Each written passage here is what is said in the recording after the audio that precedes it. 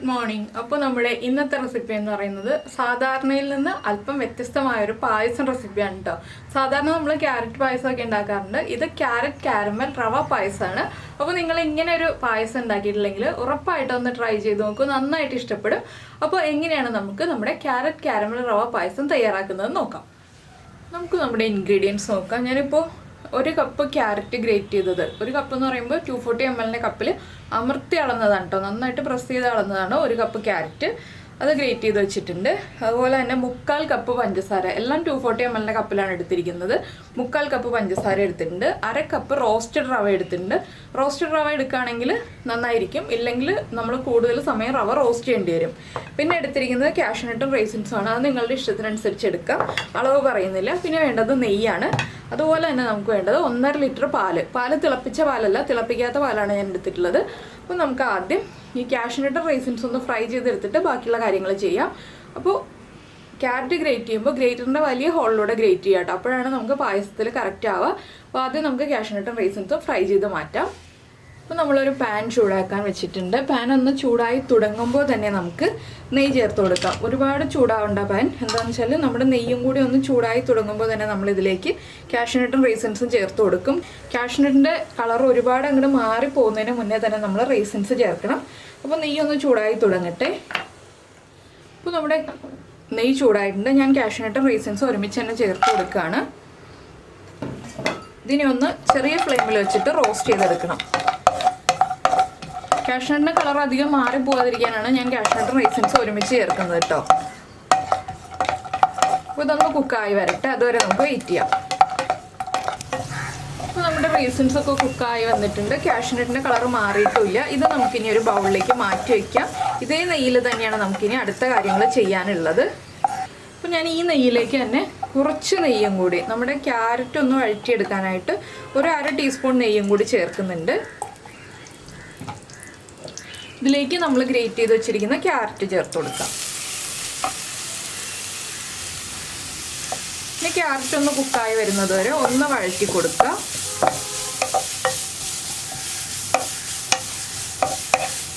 ഒരു 3-4 മിനിറ്റ് ഒന്ന് ഇളക്കി കൊടുക്കണം. ക്യാരറ്റ് ഹൈ ഫ്ലെയിമിൽ തന്നെ വെച്ചിട്ട് വഴറ്റിയെടുത്തോളൂ. ക്യാരറ്റ് ഒന്ന് കുക്കായി കിട്ടണമെന്നുണ്ടെങ്കിൽ 3-4 മിനിറ്റ് എടുക്കും. അതുകൊണ്ട് ഒരു 4 മിനിറ്റോളം നമ്മൾ കൈയെടുക്കാതെ ഇളക്കി കുക്ക് ചെയ്തെടുക്കുക. അപ്പോൾ നമ്മുടെ ക്യാരറ്റൊക്കെ ഒന്ന് കുക്കായി സോഫ്റ്റായി വന്നിട്ടുണ്ട്. ഇത്രയും മതി. ഇനി ബാക്കിയുള്ളത് പാലിൽ കിടന്ന് കുക്കായിക്കോളും. ഇത് നമുക്കൊരു പ്ലേറ്റിലേക്ക് മാറ്റാം. ഇനിയും നമുക്ക് ഇതേ പാനിൽ തന്നെയാണ് ബാക്കി കാര്യങ്ങൾ ചെയ്യാനുള്ളത്. വീണ്ടും ഞാൻ അതേ പാൻ തന്നെ വെച്ചിട്ടുണ്ട്. ഇതിലേക്ക് നമുക്ക് കുറച്ചുകൂടി നെയ്യ് ചേർത്ത് കൊടുക്കാം. നമ്മുടെ റവയും കൂടി ഒന്ന് നമുക്ക് റോസ്റ്റ് ചെയ്തെടുക്കണം. റോസ്റ്റഡ് റവയാകുമ്പോൾ വേഗം റോസ്റ്റ് ചെയ്ത് കഴിയും. ഞാനിപ്പോൾ ഒരു 1/4 ടീസ്പൂൺ നെയ്യാണ് ചേർത്തിട്ടുള്ളൂ, ഒരുപാട് നെയ്യ് ചേർത്തിട്ടില്ല. അപ്പോൾ റോസ്റ്റഡ് റവയാണെങ്കിൽ ഒരു 2 മിനിറ്റ് റോസ്റ്റ് ചെയ്താൽ മതി. റോസ്റ്റ് ചെയ്യാത്ത റവയാണെന്നുണ്ടെങ്കിൽ 3-3.5 മിനിറ്റോളം ഒന്ന് റോസ്റ്റ് ചെയ്തെടുക്കണം. ചെറിയ ഫ്ലെയിമിൽ വെച്ചിട്ട് കേട്ടോ, ഹൈ ഫ്ലെയിമിലല്ല. എല്ലാ കാര്യങ്ങളും റോസ്റ്റ് ചെയ്യുക എന്നുള്ളതാണ് ഇതിലുള്ള പ്രത്യേകിച്ച് ചെയ്യാനുള്ള കാര്യം. എന്താണെന്ന് വെച്ചാൽ എല്ലാം റോസ്റ്റ് ചെയ്തിട്ട് ചെയ്തില്ല എന്നുണ്ടെങ്കിൽ നമ്മുടെ പായസം കറക്റ്റ് ആവില്ല. ആ ഒരു പച്ചച്ചുവ വരും പായസത്തിൽ എല്ലാത്തിൻ്റെയും. അപ്പോൾ എല്ലാം ഒന്ന് റോസ്റ്റ് ചെയ്തിട്ട് പായസം റെഡിയാക്കുകയാണെന്നുണ്ടെങ്കിൽ നമുക്ക് വേഗം തന്നെ പായസം റെഡിയായി കിട്ടും. പിന്നീട് പാല് തിളയ്ക്കാനുള്ള സമയം മാത്രമേ കൂടുതലായിട്ട് എടുക്കുകയുള്ളൂ. അപ്പോൾ നിങ്ങൾക്ക് വേണമെന്നുണ്ടെങ്കിൽ പാല് നേരത്തെ തിളപ്പിച്ച് വെച്ചിട്ട് ഈ ഒരു പായസം റെഡിയാക്കാം. ഞാനിപ്പോൾ ഒറ്റ പാനിൽ തന്നെ കാര്യങ്ങളെല്ലാം ചെയ്യാൻ വേണ്ടിയിട്ട് പാല് തിളപ്പിച്ചില്ല എന്ന് മാത്രമേ ഉള്ളൂ. അപ്പോൾ ഇനി ഇതൊരു 2 മിനിറ്റ് ഞാനൊന്ന് റോസ്റ്റ് ചെയ്യട്ടെ. 2-3 മിനിറ്റ്. നമ്മുടെ കയ്യിലുള്ള റോസ്റ്റഡ് റവയുടെ ആ ഒരു മണം നമുക്ക് റോസ്റ്റ് ചെയ്യുമ്പോൾ അറിയാൻ പറ്റും. നല്ലൊരു മണം വരും റവ റോസ്റ്റ് ആകുമ്പോൾ. ആ ഒരു ടൈം ആകുമ്പോൾ നമ്മൾ ഇതും പാനിൽ നിന്ന് മാറ്റി നമ്മുടെ ക്യാരറ്റിൻ്റെ കൂടെ എടുത്ത് വയ്ക്കുക. എല്ലാം ഒരു പാത്രത്തിൽ തന്നെ വയ്ക്കുക. കാഷ്യൂനട്ടും റൈസിൻസും മാത്രം നമ്മൾ മാറ്റി വയ്ക്കേണ്ട ആവശ്യമുള്ളൂ. അപ്പോൾ ഇതൊന്ന് റോസ്റ്റായി വരട്ടെ. അപ്പോൾ നമ്മുടെ റവ നന്നായിട്ട് റോസ്റ്റായി വന്നിട്ടുണ്ട്. ഞാൻ ഫ്ലെയിം ഓഫ് ചെയ്തിട്ട് ഈ റവയും കൂടി ക്യാരറ്റിൻ്റെ കൂടെ ചേർത്ത് വയ്ക്കാൻ പോവാണ്. അതിനുശേഷം നമുക്ക് ഈ പാനിലേക്ക് തന്നെ നമ്മുടെ പാലും കൂടി അതിനുശേഷം നമുക്ക് ഈ പാനിലേക്ക് തന്നെ നമ്മുടെ പാല് പൊട്ടിച്ചൊഴിച്ച് വയ്ക്കാം. അപ്പോൾ അതിനുശേഷമുള്ള കാര്യങ്ങൾ പിന്നീട് പറയാം കേട്ടോ. ഞാൻ ഈ റവയൊക്കെ മാറ്റട്ടെ. അപ്പോൾ ഇതാ ഞാൻ 3 പാക്കറ്റ് പാലും നമ്മുടെ പാനിലേക്ക് പൊട്ടിച്ചൊഴിച്ചിട്ടുണ്ട്. പിന്നെ ഒരു 4 ഏലക്ക എടുത്തിട്ടുണ്ട്. ഏലക്കയുടെ സീഡ്സ് മാത്രമേ എടുത്തിട്ടുള്ളൂ. അപ്പോൾ നിങ്ങളുടെ കയ്യിൽ ഏലക്കപ്പൊടി ഉണ്ടെങ്കിൽ ഏലക്ക പൊടിച്ചത് ചേർക്കാം, ഒരു 1/2 ടീസ്പൂൺ. ഞാനിപ്പോൾ ഏലക്കയുടെ സീഡ്സ് ഇട്ടിട്ട് പാല് നന്നായിട്ട് തിളപ്പിക്കാൻ പോവാണ്. പാല് തിളച്ച് കഴിഞ്ഞിട്ടാണ് നമ്മൾ ഇനി ബാക്കിയുള്ള കാര്യങ്ങളൊക്കെ ആഡ് ചെയ്യുള്ളൂ. അപ്പോൾ പാലൊന്ന് നന്നായിട്ട് തിളച്ച് വരട്ടെ. അപ്പോൾ നമ്മുടെ പാല് ഇതാ തിളച്ച് തുടങ്ങിയിട്ടുണ്ട്. ഇതിലേക്ക് നമ്മൾ നേരത്തെ റോസ്റ്റ് ചെയ്ത് വെച്ചിരുന്ന ക്യാരറ്റും അതുപോലെ തന്നെ നമ്മുടെ റവയും ചേർത്ത് കൊടുക്കാം. പാല് തിളച്ചതിന് ശേഷം മാത്രം ചേർക്കാം കേട്ടോ റവയും ക്യാരറ്റും. ഇനിയിപ്പോൾ ഇത് രണ്ടും ചേർന്ന് ഒന്ന് കുറുകി തുടങ്ങിയതിന് ശേഷം മാത്രമേ നമ്മൾ പഞ്ചസാര ചേർക്കാൻ പാടുള്ളൂ. ഇപ്പോൾ തന്നെ പഞ്ചസാര ചേർക്കരുത്. ക്യാരറ്റും റവയും ഒക്കെ ഒന്ന് കുക്കായി വന്നതിന് ശേഷം മാത്രം ചേർക്കുക. ഇനിയിപ്പോൾ അധികം കുക്കിംഗ് ടൈം ഇല്ല. എന്താണെന്ന് വെച്ചാൽ റവ വേഗം കുക്കാവും, അതുപോലെ തന്നെ കുറുകി കിട്ടുകയും ചെയ്യും നമ്മുടെ പായസം. ക്യാരറ്റ് ഓൾറെഡി ഒരു 90% കുക്കായതാണ്. ബാക്കി വേഗം കുക്കായി കിട്ടും പാലിൽ കിടന്നിട്ട്. അപ്പോൾ ഇതൊന്ന് കുക്കായി വരട്ടെ. ഇത് നിങ്ങൾക്ക് ഇങ്ങനെ തന്നെ പായസമായിട്ട് കഴിക്കാം. ഇല്ലാന്നുണ്ടെങ്കിൽ ഞാൻ ചെയ്യുന്ന പോലെ കാരമൽ പായസമാക്കിയിട്ട് അങ്ങനെയും കഴിക്കാം. കാരമൽ പായസമാക്കിയിട്ട് കഴിക്കുമ്പോഴാണ് കൂടുതൽ ടേസ്റ്റ് ഉണ്ടാവുക, പായസത്തിന് നല്ല ഭംഗിയുള്ളൊരു കളറും ഉണ്ടാവുക. അപ്പോൾ രണ്ട് രീതിയിലും ചെയ്യാം. കാരമലൈസ് ചെയ്യണമെന്ന് നിർബന്ധമൊന്നുമില്ല. ചെയ്യുകയാണെങ്കിൽ കൂടുതൽ അട്രാക്റ്റീവ് ആയിരിക്കും. അപ്പോൾ അത് നിങ്ങളുടെ ചോയ്സാണ്. കാരമലൈസ് ചെയ്യുന്നത് നമ്മൾ ഏറ്റവും ലാസ്റ്റാണ് കേട്ടോ. അപ്പോൾ ഇനി പാലിൽ കിടന്ന് ക്യാരറ്റും റവയൊക്കെ ഒന്ന് കുക്കായി പാലൊന്ന് കുറുകി വരട്ടെ. അപ്പോൾ മാത്രം നമുക്ക് പഞ്ചസാര ചേർത്ത് കൊടുക്കാം. ഇപ്പോൾ നമ്മുടെ പാലും റവയും ക്യാരറ്റും എല്ലാം ചേർന്ന് ഒന്ന് കുറുകി തുടങ്ങിയിട്ടുണ്ട്. ഇതിലേക്ക് നമുക്ക് നമ്മൾ എടുത്തു വെച്ചിരിക്കുന്ന 1/4 കപ്പ് പഞ്ചസാര ചേർക്കാം. പഞ്ചസാര ചേർക്കുമ്പോൾ മെൽറ്റായി ഒന്ന് ലൂസായി വരും. ആ പഞ്ചസാര ഒന്ന് പിടിക്കാനായിട്ട് ഒരു 2 മിനിറ്റ് ഒന്ന് തിളപ്പിച്ചെടുക്കണം വീണ്ടും. അതിനുശേഷം നമ്മൾ ഫ്ലെയിം ഓഫ് ചെയ്ത് വെക്കുക. എന്താണെന്ന് വെച്ചാൽ ഈ പായസം വേഗം കുറുകി വരും റവ ഉള്ളതുകൊണ്ട്. പിന്നെ റവയുടെ കട്ടയൊക്കെ ഉണ്ടെങ്കിൽ ഒന്ന് ഉടച്ചു കൊടുക്കുക കേട്ടോ. ഇതുപോലെ ചെറിയ കട്ടകളൊക്കെ കാണുകയാണെങ്കിൽ നിങ്ങളൊന്ന് ഉടച്ചു കൊടുക്കുക. ഇങ്ങനെ ഒന്ന് കുത്തി കൊടുത്തിട്ടുണ്ടെങ്കിൽ അതൊന്ന് ഉടഞ്ഞു കിട്ടും. പഞ്ചസാര ചേർത്തിട്ട് കൈ എടുക്കാതെ ഇളക്കി കൊടുത്തുകൊണ്ടിരിക്കണം. പഞ്ചസാര മെൽറ്റായി വരണം. റവ ആയതുകൊണ്ട് വേഗം കുറുകും. അതുകൊണ്ടാണ് ഞാൻ ഈ ഇളക്കി കൊടുക്കണം എന്നുള്ളത് പ്രത്യേകിച്ച് പറഞ്ഞുകൊണ്ടിരിക്കുന്നത്. അപ്പോൾ ഈ ഒരു പായസം ചൂടോടെ കഴിക്കുന്നതിനേക്കാൾ ടേസ്റ്റ് ഫ്രിഡ്ജിൽ വെച്ച് തണുപ്പിച്ചിട്ട് കഴിക്കുന്നതാണ് കേട്ടോ.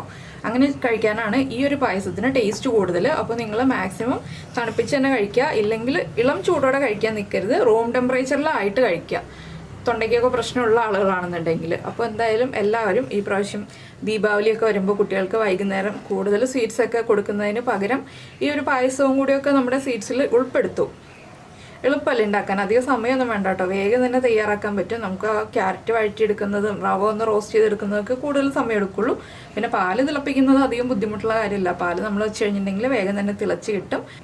അപ്പോൾ പഞ്ചസാര മെൽറ്റായി വരുമ്പോൾ നമുക്ക് പായസം മാറ്റി വെച്ചിട്ട് വേറൊരു പാൻ എടുക്കണം. ഞാൻ പറയുന്ന അടുത്ത സ്റ്റേജ് നിങ്ങൾ ചെയ്യുന്നുണ്ടെങ്കിൽ ചെയ്താൽ കൂടുതൽ നന്നായിരിക്കും. അപ്പോൾ ആദ്യം പായസത്തിൻ്റെ കൺസിസ്റ്റൻസി കണ്ടിട്ട് അയ്യോ ഇതെന്താ ഇങ്ങനെയാണോ പായസം ഇരിക്കുന്നത്, ഇത്രയും ലൂസായിട്ടാണോ എന്നൊന്നും പേടിക്കണ്ട. ഇപ്പോൾ നല്ല ലൂസായിട്ടാണ് പായസം ഇരിക്കുന്നത്. പക്ഷേ റവയുണ്ടല്ലോ, അതുകൊണ്ടാണ് ഞാൻ പറഞ്ഞത് കുറുകി വരും എന്നുള്ളത്. അപ്പോൾ പായസം ഒന്ന് തിളക്കട്ടെ. ഒരു 2 മിനിറ്റ് കൈ എടുക്കരുത് കേട്ടോ, കുറുകി പോവും റവയായതുകൊണ്ട്. അപ്പോൾ നമ്മുടെ പഞ്ചസാരയൊക്കെ നന്നായിട്ട് മെൽറ്റായി വന്നിട്ടുണ്ട്. ഞാൻ ഫ്ലെയിം ഓഫ് ചെയ്ത് പായസം മാറ്റി വയ്ക്കുകയാണ്. വേറൊരു പാൻ വയ്ക്കാം നമുക്ക്. ഈ പാൻ ഒന്ന് ചൂടായി വന്നിട്ട് നമുക്ക് ഇതിൽ കാരമലൈസ് ചെയ്യാം പഞ്ചസാര. അപ്പോൾ പാൻ ചൂടായി വരട്ടെ.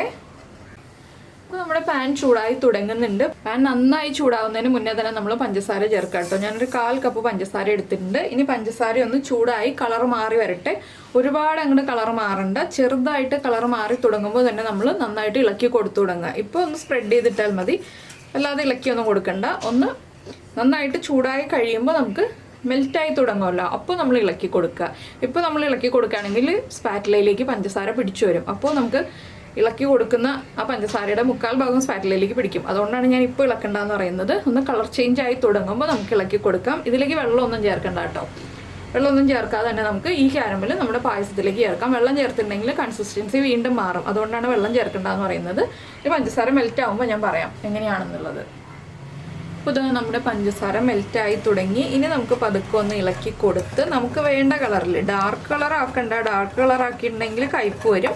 പഞ്ചസാര ഒന്ന് ഗോൾഡൻ ബ്രൗൺ ഷെയ്ഡിലേക്കാളും കുറച്ചുകൂടി ഒന്ന് ഡാർക്ക് ആവുന്നത് വരെ നമ്മളൊന്ന് ഇളക്കി കൊടുക്കുക. ഫ്ലെയിം ചെറിയ ഫ്ലെയിമിൽ വെക്കുക കേട്ടോ. ഹൈ ഫ്ലെയിമിൽ വെക്കരുത്. പഞ്ചസാര മെൽറ്റായി കഴിഞ്ഞിട്ടുണ്ടെങ്കിൽ ചെറിയ ഫ്ലെയിമിൽ, ഏറ്റവും ലോ ഫ്ലെയിമിൽ വെച്ചിട്ട് മാത്രം നമ്മൾ ഇളക്കി കൊടുത്തുകൊണ്ടിരിക്കുക. കൈയെടുക്കാതെ ഇളക്കണം, കരിഞ്ഞു പോവും. നന്നായിട്ട് ഇളക്കി ഇതാ കളർ മാറുന്നത് നിങ്ങൾക്ക് കാണാൻ പറ്റുന്നുണ്ടെന്ന് വിചാരിക്കുന്നു. ഞാൻ വൈറ്റ് പാനിൽ വെക്കുകയാണെങ്കിലാണ് നിങ്ങൾക്ക് വേഗം കാണാൻ പറ്റുക. ഞാനപ്പോൾ പാൻ എടുത്തത് മാറിപ്പോയി, സോറി. അപ്പോൾ കണ്ടോ, നല്ലൊരു തേനിൻ്റെ കളറൊക്കെ ആയി വന്നിട്ടുണ്ട്. ഒന്നുകൂടി കളർ ചേഞ്ച് ആകുമ്പോൾ നമുക്കിത് നമ്മുടെ പായസത്തിലേക്ക് ചേർത്ത് കൊടുക്കാം. ഞാൻ എന്താ ഇത്രയും കളർ മാറ്റിയെടുക്കുന്നുള്ളൂ കേട്ടോ. ഇനി ഞാൻ ഫ്ലെയിം ഓഫ് ചെയ്യാണ്. നമ്മുടെ പായസത്തിലേക്ക് ചേർത്ത് കൊടുക്കാൻ പോവാണ്. ഇനിയിപ്പോൾ ഞാൻ എന്താ പായസത്തിലേക്ക് ചേർത്ത് കഴിഞ്ഞു. അതുപോലെ തന്നെ പായസത്തിൻ്റെ ഫ്ലെയിമും ഓൺ ചെയ്യാണ് കേട്ടോ. ഇപ്പോൾ തന്നെ നമ്മൾ പായസത്തിൻ്റെ ഫ്ലെയിം ഓൺ ചെയ്യണം. എന്താണെന്ന് വെച്ചാൽ പായസത്തിലേക്ക് നമ്മൾ കാരമൽ ചേർത്ത് കഴിയുമ്പോൾ കാരമൽ സെറ്റായി തുടങ്ങും. അപ്പോൾ ഫ്ലെയിം ഓൺ ചെയ്ത് പായസം ചൂടായി തുടങ്ങണം. അതുകൊണ്ടാണ് വേഗം തന്നെ നമ്മൾ പായസത്തിൻ്റെ ഫ്ലെയിം ഓൺ ചെയ്യുന്നത്. ഇനി ഇതൊന്ന് നന്നായിട്ട് ഇളക്കി മിക്സ് ചെയ്ത് ആ കാരമൽ ഒന്ന് മെൽറ്റായി വരണം. അതുവരെ പായസം തിളച്ചുകൊണ്ടിരിക്കണം. ഒരു 3 മിനിറ്റോളം പായസം തിളച്ചുകൊണ്ടിരുന്നാൽ ഈ സെറ്റായ കാരമൽ ഉണ്ടല്ലോ, ഇത് കണ്ടോ, സെറ്റായ കാരമൽ ഒന്ന് മെൽറ്റായി വരുള്ളൂ. അപ്പോൾ 3 മിനിറ്റ് പായസം നന്നായിട്ട് ഹൈ ഫ്ലെയിമിൽ തന്നെ ഇരുന്ന് തിളയ്ക്കട്ടെ. അപ്പോൾ നമ്മുടെ കാരമലൊക്കെ മെൽറ്റായി ആ ഒരു മധുരവും ആ ഒരു കളറും കൂടി നമ്മുടെ പായസത്തിലേക്ക് വരും. അപ്പോൾ ഈസി ആയിട്ട് തോന്നുന്നുണ്ടോ ഈ പായസത്തിൻ്റെ റെസിപ്പി? അധികം സമയം എടുക്കില്ല. ഈ ഒരു തിളയ്ക്കുന്ന സമയങ്ങളൊക്കെ കുറച്ചൊക്കെ സമയം എടുക്കുള്ളൂ. അപ്പോൾ എല്ലാവരും ഇങ്ങനൊരു പായസം ഉണ്ടാക്കി നോക്കിയിട്ടില്ലെങ്കിൽ ടേസ്റ്റി ആയിട്ടുള്ള അതുപോലെ ഈസി ആയിട്ടുള്ള ഈ ഒരു ക്യാരറ്റ് റവ കാരമൽ പായസം എന്തായാലും ഉണ്ടാക്കി നോക്കൂ. നിങ്ങൾക്കും വലിയവർക്കും കുട്ടികൾക്കും എല്ലാവർക്കും ഇഷ്ടപ്പെടും കേട്ടോ. അപ്പോൾ എല്ലാവരും ഉണ്ടാക്കി കഴിച്ചിട്ട് ഫീഡ്ബാക്കൊക്കെ അറിയിക്കുക. അതുപോലെ തന്നെ ഈ റെസിപ്പി ഇഷ്ടമായോ എന്നുള്ളതൊന്ന് കമൻറ്റ് ചെയ്യാനും മറന്നു പോകരുത്. പിന്നെ ഇഷ്ടപ്പെട്ട റെസിപ്പി ആണെങ്കിൽ ഒന്ന് ലൈക്ക് ചെയ്യും. പിന്നെ നിങ്ങളുടെ ഫ്രണ്ട്സിനും ഫാമിലി മെമ്പേഴ്സിനൊക്കെ ഒന്ന് ഷെയർ ചെയ്ത് കൊടുക്കുക കേട്ടോ, ഉണ്ടാക്കി കഴിച്ചിട്ട് ഇഷ്ടമായി കഴിഞ്ഞാൽ. അതുപോലെ തന്നെ നമ്മുടെ ചാനൽ ആദ്യമായിട്ട് കാണുകയാണെങ്കിൽ നമ്മുടെ വീഡിയോ പ്രസൻറ്റ് ചെയ്യുന്ന രീതിയൊക്കെ ഇഷ്ടമായി എന്നുണ്ടെങ്കിൽ നമ്മുടെ ചാനലൊന്ന് സബ്സ്ക്രൈബ് ചെയ്ത് സപ്പോർട്ട് ചെയ്യണേ. സബ്സ്ക്രൈബ് ചെയ്യുന്നതിന് ഈ വീഡിയോയുടെ താഴെയുള്ള റെഡ് സബ്സ്ക്രൈബ് ബട്ടൺ ഒന്ന് ക്ലിക്ക് ചെയ്യുക. അതിൻ്റെ റൈറ്റ് സൈഡിലുള്ള ബെല്ലൈക്കണം ക്ലിക്ക് ചെയ്യുക. അപ്പോൾ ഓളെന്ന് പറഞ്ഞിട്ടൊരു ഓപ്ഷൻ കാണാം. ആ ഓളും കൂടി പ്രസ് ചെയ്തിട്ടുണ്ടെങ്കിൽ ഞാൻ എപ്പോഴും വീഡിയോ അപ്ലോഡ് ചെയ്യുമ്പോൾ നിങ്ങൾക്ക് നോട്ടിഫിക്കേഷൻ വരും. അപ്പോൾ എന്തായാലും ഞാൻ ഈ പായസം സെർവ് ചെയ്യുമ്പോൾ കാണിച്ചു തരാം.